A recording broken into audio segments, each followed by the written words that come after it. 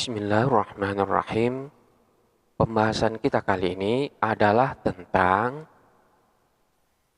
isim-isim yang selalu dalam keadaan mudhaf. Terdapat beberapa bentuk dari kalimat isim di mana keadaan kalimat isim itu selalu dimudhafkan kepada kalimat yang lain, baik mudhafnya di sini secara maknawi ataupun secara lafzi. Yang dimaksud dengan secara maknawi dan lafzi di sini adalah manakala mudhaf ilaihnya ini disebutkan atau tampak di dalam penulisan, maka ini disebut dengan mudhaf secara lafzi. Namun manakala mudhaf ilaihnya ini tidak disebutkan atau dibuang, namun keberadaan daripada mudhaf ilaihnya ini diniatkan saja, sehingga dapat dikatakan maknanya masih tetap ada sekalipun secara lafaz mudhaf ilaihnya dibuang. Maka inilah yang disebut dengan mudhaf secara maknawi.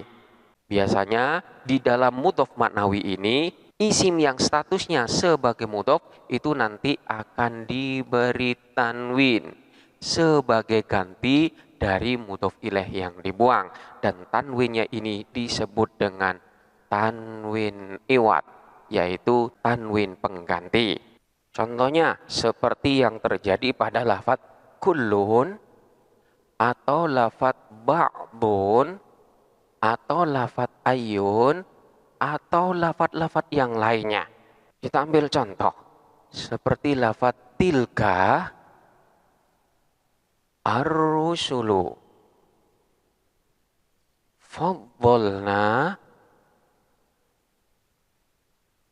ba'dahum ala ba'din. Tilka rusulu, adapun utusan-utusan itu, faddalna, ialah telah melebihkan siapa kami Allah, ba'dahum, kepada sebagian mereka para utusan, ala ba'din, atas sebagian yang lainnya. Di sini kita perhatikan lafaz ba'din. Lafaz ba'din ini memang selamanya dia itu selalu dalam keadaan mudhaf. Artinya dia selalu memiliki mudhaf ilaih. Namun terkadang mudhaf ilaihnya itu dibuang dan sebagai gantinya di sini diberi tanwin pada mudhafnya. Pada asalnya ini adalah ba'dihim. Jadi tilkar rusulu faddalna ba'dahum ala ba'dihim. Sebagian dari rasul-rasul itu telah kami lebihkan atas sebagian yang lainnya. Maksudnya sebagian dari utusan-utusan tersebut. Dalam susunan ini, lafaz ba'dun dimudhafkan kepada dhamir hum, namun dhamir humnya di sini dibuang dan pada mudhafnya diberi tanwin iwad sebagai pengganti daripada mudhaf ilaih yang dibuang. Contoh yang lain seperti lafaz wa huwa alladzi khalaqa al-laila wan-nahara wasyamsa wal-qamara kullun fi falakin yasbahun. Wahuwa, adapun dialah Allah, alladzi, ialah zat, khalaqa, yang menciptakan siapa, alladzi, al-laila, kepada malam, wan nahara, dan siang, wasyamsa, dan matahari, wal qamara, dan bulan. Kullun fi falakin, dalam garis edarnya, yasbahun, ialah beredar apa semua itu. Masing-masing dari benda-benda itu, dialah zat yang menciptakan malam, siang, matahari, dan bulan. Masing-masing dari benda-benda itu beredar pada garis edarnya. Di sini kita perhatikan lafaz kullun fi falakin yasbahun. Kullun di sini adalah mudhof di mana mudhof ilaihnya dibuang, takdirannya adalah kullu dzalika. Di sini tanpa adanya tanwin ketika mudhof. Jadi asalnya kullu dzalika. Adapun masing-masing itu yang dimaksud dengan itu adalah ciptaan Allah yang berupa malam, siang, matahari dan bulan. Kullu dzalika, adapun masing-masing itu fi falakin yasbahun, beredar pada garis edarnya. Jadi asalnya kullun yasbahuna fi falakin.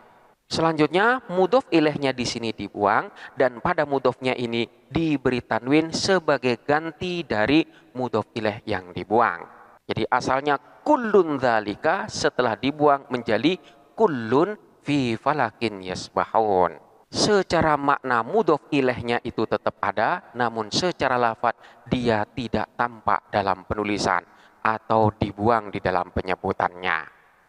Contoh yang lain seperti lafadz ayyan ma tad'u falahu al-asma al-husna. Ayyamma tad'u falahul asmaul husna. Ayyan, kepada nama apapun, tad'u berdoa atau menyeru siapa engkau, falahu maka ialah bagi Allah al asma'u, adapun nama-nama al husna yang baik. Jadi sebelum potongan ayat ini terdapat firman Allah, qul id'ullah awid'ur rahman ayyamma tad'u falahul asmaul husna. Katakanlah, serulah Allah atau serulah Ar-Rahman, dengan nama apapun kamu menyeru, Dia Allah memiliki nama-nama yang terbaik. Huruf ma yang terletak setelah ayyan itu adalah huruf zaidah litaukid, sebagai huruf tambahan saja yang berfungsi sebagai taukid. Di sini kita perhatikan lafadz ayyan pada asalnya adalah ayyasmin, dengan nama apapun atau kepada nama apapun. Tada'u berseru atau berdoa siapa engkau. Jadi lafadz ayyan di sini dibaca nasab karena memang menjadi maf'ul bih daripada lafadz tada'u. Jadi ayyasmin pada asalnya demikian, di mana ismin ini adalah mudhof ilaihnya, sementara ayyun selamanya harus dimudhofkan kepada kalimat yang lain. Selanjutnya mudhof ilaihnya ini dibuang dan pada lafadz ayyun ini diberi tanwin sebagai pengganti daripada mudhof ilaih yang dibuang, sehingga tanwin tersebut disebut dengan tanwin iwad. Dengan nama apapun kamu memanggilnya, maka Allah memiliki nama-nama yang terbaik. Inilah yang dimaksud dengan mudhof secara maknawi, di mana hanya diniatkan maknanya saja sehingga seolah-olah mudhof ilaihnya ini tetap ada, namun secara lafadz dia itu tidak disebutkan atau dibuang di dalam penulisan. Masih banyak kalimat isim yang lain yang seringkali dimudhofkan secara maknawi dan nantinya akan memiliki kaidah-kaidah tersendiri terkait dengan mudhof secara maknawi ini. Jadi mudhof itu ada yang secara maknawi dan ada yang secara lafzi. Di mana manakala dikatakan mudhof secara lafzi, maka lafadz dari mudhof ilaihnya itu disebutkan atau tampak secara penulisan. Selanjutnya adalah mudhof secara lafzi. Jadi terdapat beberapa kalimat isim yang dia itu keadaannya selalu mudhof, dan dalam hal ini terdapat beberapa macam bentuk. Ada kalanya kalimat isim itu selalu dimudhofkan kepada dhamir, tidak bisa dimudhofkan kepada isim dhohir ataupun kepada yang lainnya. Kemudian ada kalanya kalimat isim itu selalu mudhof kepada dhamir, namun dia juga mudhof kepada isim dhohir. Jadi bisa kedua-duanya. Selanjutnya ada kalanya kalimat isim itu hanya selalu dimudhofkan kepada jumlah saja, tidak dimudhofkan kepada dhamir dan juga tidak dimudhofkan kepada isim dhohir. Kita mulai dengan yang pertama, yaitu kalimat isim tersebut selalu dimudhofkan kepada isim dhamir. Yang pertama adalah lafadz wahdun. Lafadz wahdun ini tidak bisa berdiri sendiri, namun dia selalu ditemukan dengan bentuk idhofah yang selalu disandarkan kepada mudhof ilaihnya. Contohnya seperti lafadz kharajtu wahdi. Kharajtu keluar siapa aku, wahdi sendirian. Aku keluar sendirian. Atau ra'aituka wahdaka. Ra'aitu melihat siapa aku, ka kepadamu, wahdaka sendirian. Atau ra'aitu ar-rajula wahdahu. Ra'aitu melihat siapa saya, ar-rajula kepada orang laki-laki, wahdahu sendirian. Di sini terdapat lafadz wahdun, di mana bentuk dan posisi daripada wahdun itu selalu dimudhofkan kepada dhamir. Jadi tidak bisa kita katakan dengan kharajtu wahdan. Keluar siapa aku, wahdan sendirian. Tidak bisa, karena wahdun itu sendiri harus selalu dimudhofkan kepada dhamir. Demikian pula tidak bisa kita katakan ra'aitu Zaidan wahda gulamihi. Ra'aitu melihat siapa saya, Zaidan kepada Zaid, wahda gulamihi sendirian anak laki-lakinya. Ini pun tidak bisa demikian, karena lafadz wahdun sendiri selalu dimudhofkan dan mudhof ilaihnya itu harus selalu berupa dhamir dan tidak bisa berupa isim dhair. Dalam susunan ini lafadz wahdun kedudukannya sebagai badal dari lafadz sebelumnya. Jadi pada lafadz wahdi, wahdi ini adalah badal dari dhamir tu. Kemudian wahdaka ini badal dari dhamir ka, dan wahdahu ini adalah badal dari lafadz ar-rajul. Dan boleh pula dijadikan sebagai hal. Dengan demikian i'rabnya pun harus dinasobkan. Jadi ketika kedudukannya sebagai badal, maka i'rabnya sesuai dengan mubdal minhunya. Ketika lafadz kharajtu, di mana mubdal minhunya ini dalam keadaan rofa sebagai fa'il, maka lafadz wahdi itu pun dirofakan. Untuk lafadz ra'aituka, wahdaka ini dibaca nasab karena mubdal minhunya dalam keadaan nasab.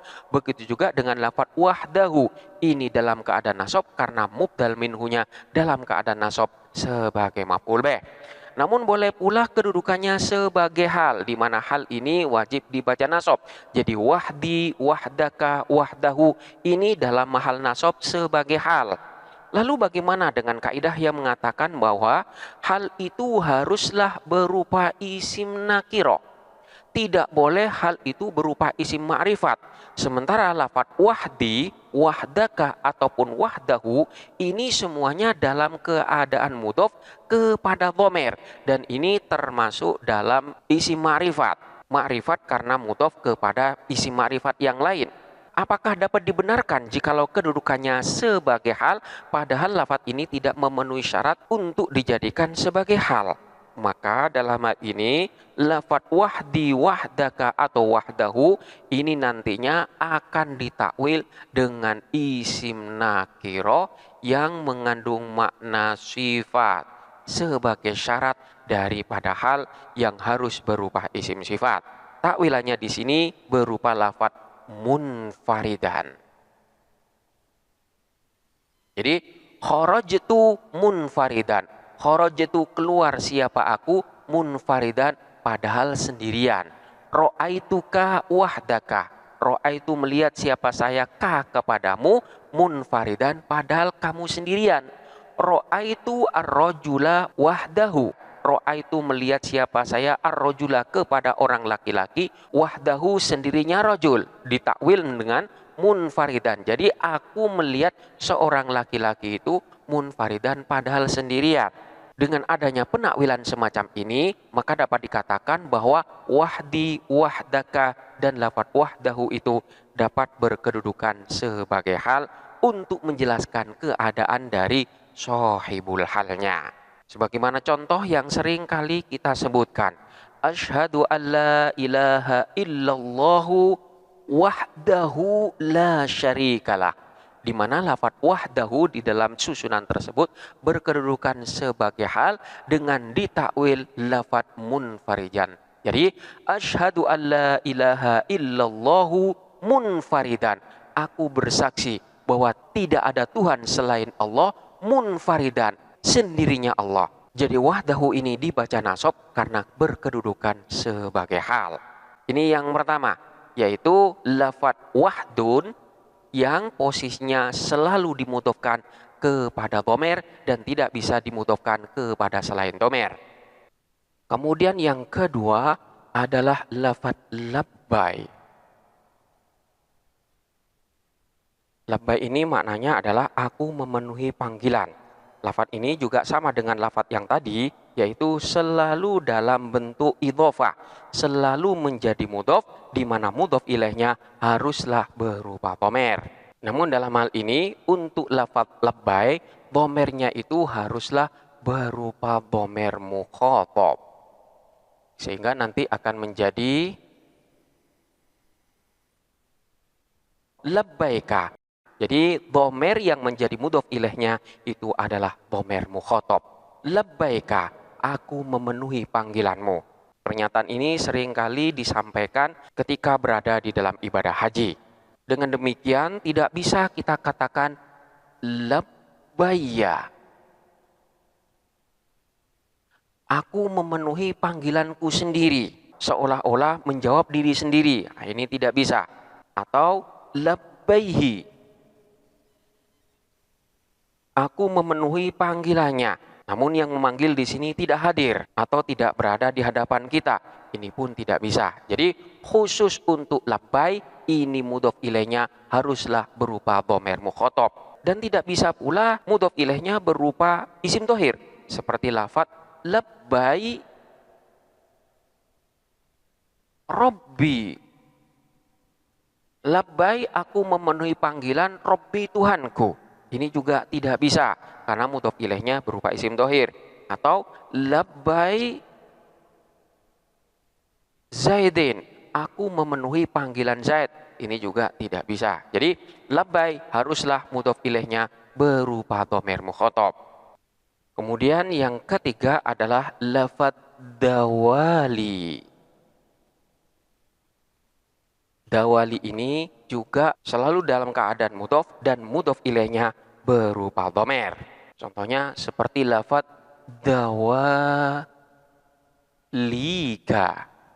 Maknanya adalah saling bergiliran atau saling menggantikan satu sama yang lain.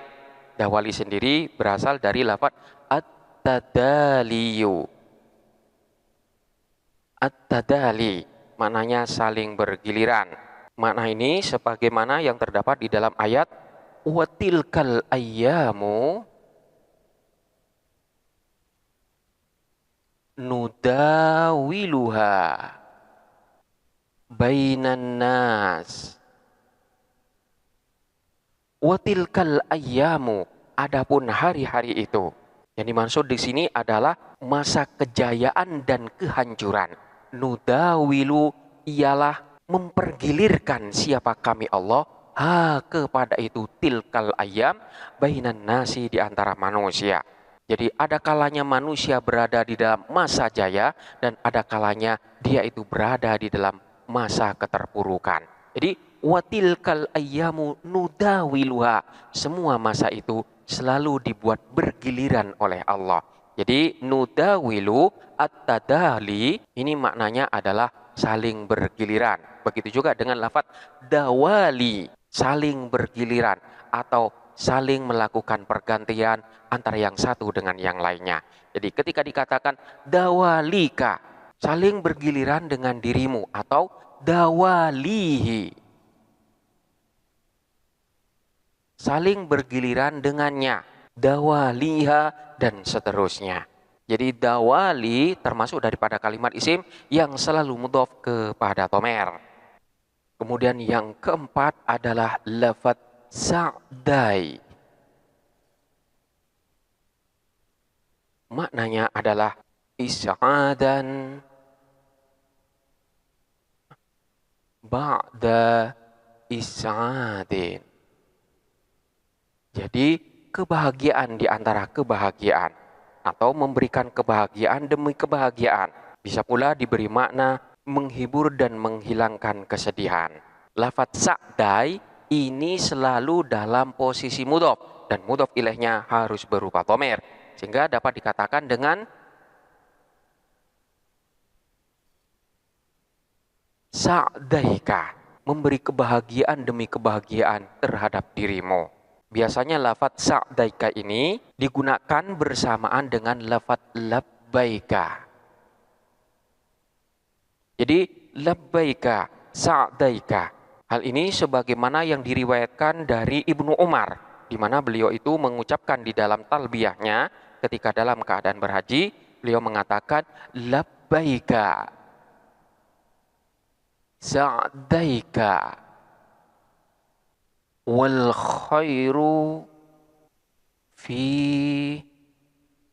yadaika, warraghba'u ilaika. Labbaika sa'daika wal khairu fi yadaika warraghba'u ilaika. Labbaika, aku memenuhi panggilanmu. Sa'daika, aku memenuhi panggilanmu. Artinya terus-menerus aku mendapatkan kebahagiaan karena memenuhi panggilanmu. Wal khairu, adapun kebaikan, fi yadaika, berada di dalam kedua tanganmu. Warraghba'u ilaika, warraghba'u, adapun permohonan, ilaika, ialah hanya menuju kepadamu. Aku memenuhi panggilanmu dan terus memenuhi panggilanmu. Segala kebaikan berada di tanganmu, segala permohonan hanya menuju kepadamu. Di sini lafadz sa'daika dibersamakan dengan lafadz labbaika.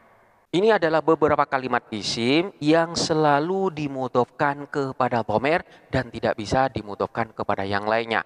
Lalu apakah kalimat isim ini dapatkah dimudhofkan secara maknawi? Maka jawabannya adalah tidak bisa. Artinya mudhof ilaihnya itu harus selalu tampak dalam penyebutan dan tidak boleh mudhof ilaihnya itu dibuang ataupun tidak disebutkan. Jadi bentuk idhofah di dalam kalimat-kalimat isim yang dimudhofkan kepada dhamir ini adalah bentuk mudhof secara lafzi saja dan tidak bisa dimudhofkan secara maknawi. Kemudian selanjutnya adalah terdapat pula beberapa kalimat isim yang selalu dalam keadaan mudhof dan mudhof ilaihnya itu haruslah berupa jumlah. Jadi isim-isim ini tidak dimudhofkan kepada isim dhamir ataupun isim dhohir, melainkan hanya dimudhofkan kepada jumlah saja. Jadi mudhof ilaihnya hanya berupa jumlah. Baik jumlahnya di sini berupa jumlah ismiyah maupun berupa jumlah fi'liyah. Yang pertama adalah lafadz haitsu. Lafadz haitsu ini adalah dzaraf makan, di mana haitsu ini dapat dimudhofkan kepada jumlah ismiyah maupun kepada jumlah fi'liyah. Kita ambil contoh seperti lafadz jalasa as-sabiyu, haitsu abuhu jalisun. Jalasa duduk as-sabiyu, siapa anak kecil itu, haitsu abuhu jalisun, di tempat abuhu adapun ayahnya sobi itu, jalisun ialah duduk. Anak itu duduk di tempat ayahnya duduk. Di sini lafadz haitsu dimudhofkan kepada jumlah ismiyah. Abuhu jalisun ini adalah susunan mubtada dan khobar. Dan juga bisa dimudhofkan kepada jumlah fi'liyah. Katakanlah jalasa as-sabiyu haitsu jalasa abuhu. Jalasa duduk as-sabiyu, siapa anak kecil itu, haitsu di tempat, jalasa duduk abuhu, siapa ayahnya as-sabi. Di sini jalasa abuhu adalah jumlah fi'liyah yang menjadi mudhof ilaih dari lafadz haitsu. Jadi jumlah yang berupa abuhu jalisun dan juga berupa lafadz jalasa abuhu secara mahal ini semuanya dalam keadaan jer karena memang posisinya sebagai mudhof ilaih. Sementara haitsu ini adalah sebagai mudhofnya. Lafadz haitsu sendiri secara lafadz dia dalam keadaan mabni dhammah, namun secara kedudukan atau secara mahal dia itu dalam keadaan nasab sebagai dzaraf. Ini yang pertama. Kemudian yang selanjutnya adalah id. Id sebagai dzaraf. Id ini juga dapat dimudhofkan kepada jumlah ismiyah ataupun jumlah fi'liyah. Ini untuk id yang merupakan dzaraf zaman, yang maknanya adalah ketika. Contohnya seperti lafadz baka, akhi as-shaghir id jaa abi. Baka menangis akhi siapa saudaraku as-shaghir yang kecil, id ketika jaa datang abi siapa ayahku. Adikku menangis ketika ayahku datang. Atau id abi jaa. Adikku menangis id ketika abi adapun ayahku jaa ialah datang. Di sini id selalu dimudhofkan kepada jumlah, baik jumlahnya berupa jumlah fi'liyah maupun jumlahnya berupa jumlah ismiyah. Abi adapun ayahku jaa ialah datang. Jadi jumlah jaa abi dan juga abi jaa secara mahal dalam keadaan jar sebagai mudhof ilaih. Sementara id secara lafadz dia itu dimabnikan sukun, namun secara mahal atau kedudukan dia dalam keadaan nasab sebagai dzaraf. Seringkali mudhof ilaih daripada id yang berupa jumlah tadi itu seringkali dibuang. Selanjutnya id sendiri diberi tanwin sebagai pengganti daripada mudhof ilaih yang dibuang tersebut. Tanwinnya disebut dengan tanwin iwad.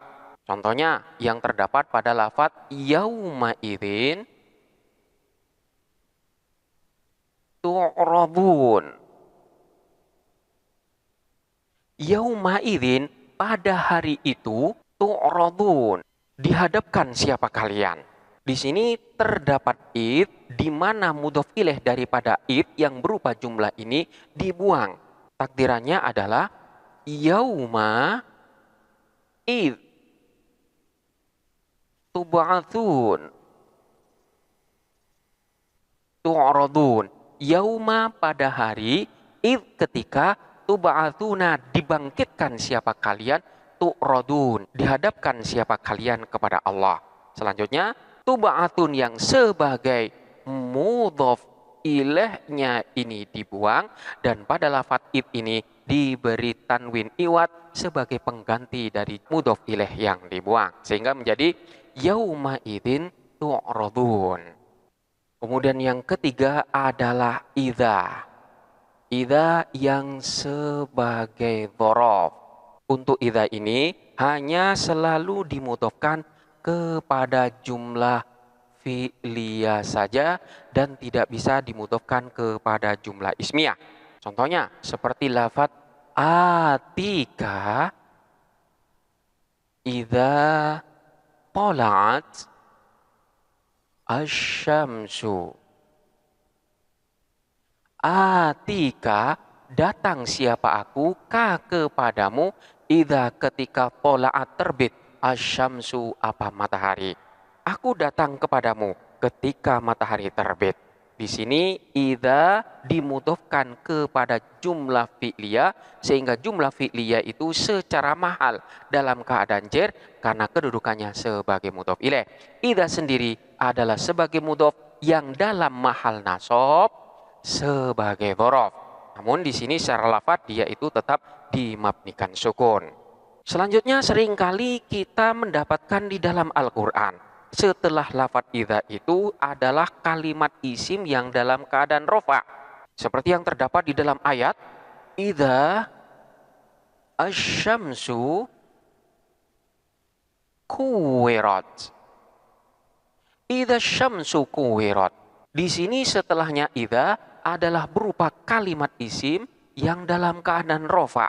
Apakah idza ini dapat dimudhofkan kepada jumlah ismiyah? Sebenarnya Dalam susunan ini terdapat kalimat fiil yang dibuang. Jadi pada asalnya adalah idza kuwiratis syamsu kuwirat. Idza apabila kuwirat digulung asyamsu apa matahari. Kuwirat maka digulunglah matahari itu. Jadi asyamsu di dalam susunan idza syamsu ini adalah kedudukannya sebagai naibul fa'il dari kalimat fi'il yang dibuang.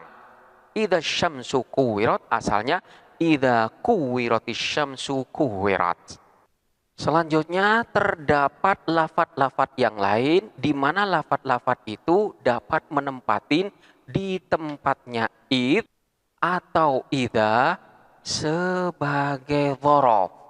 Jadi dapat menempatin tempatnya id atau idza di mana idza ini yang sebagai dzaraf. Manakala idza nantinya sebagai adat syarat, maka lafat-lafat ini tidak dapat menggantikan kedudukan atau tempat daripada idza yang berupa syarat ini. Jadi hanya bisa menempatin di tempatnya id atau idza sebagai dzaraf. Contohnya seperti lafat hina atau lafat yauma atau lafat zamana atau lafat wakta dan yang lainnya. Lafat-lafat ini dapat menggantikan posisi daripada id atau idza yang sebagai dzaraf, di mana ketika idza atau id ini dimudhofkan kepada jumlah, posisinya dapat digantikan dengan lafat-lafat ini. Contohnya seperti ketika kita mengatakan jitu id zaidun qaimun atau idza qama zaidun.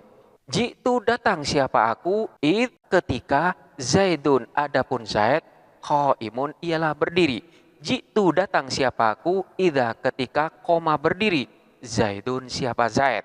Di sini posisi daripada idza dapat digantikan dengan lafat-lafat ini. Jadi boleh kita mengatakan jitu hina zaidun qaimun atau jitu hina qama zaidun atau berupa lafat yauma. Jitu yauma zaidun qaimun atau jitu yauma qama zaidun dan seterusnya. Penjelasan tentang lafat-lafat yang dapat dimudhofkan kepada jumlah telah dibahas pada pembahasan sebelumnya. Silakan untuk dipelajarin kembali. Jadi khusus untuk lafat-lafat yang hanya dimudhofkan kepada jumlah dan tidak bisa dimudhofkan kepada isim domer ataupun isim doir, itu hanya haitsu, idza atau id. Selain lafat tersebut hanya terdapat lafat-lafat yang dapat menggantikan posisinya saja, namun tidak harus dimudhofkan kepada jumlah saja. Ada kalanya lafat-lafat tersebut dapat dimudhofkan kepada selain jumlah. Demikianlah beberapa penjelasan tentang macam-macam daripada kalimat isim yang posisinya selalu dalam keadaan mudhof. Baik mudhofnya itu hanya pada isim domir saja atau mudhofnya hanya pada jumlah saja. Untuk kalimat isim yang mudhofnya hanya pada isim dohir saja akan kita bahas pada pembahasan selanjutnya. Untuk kali ini kita cukupkan sampai di sini dan silahkan dipelajari dengan seksama. Sampai jumpa pada pembahasan berikutnya.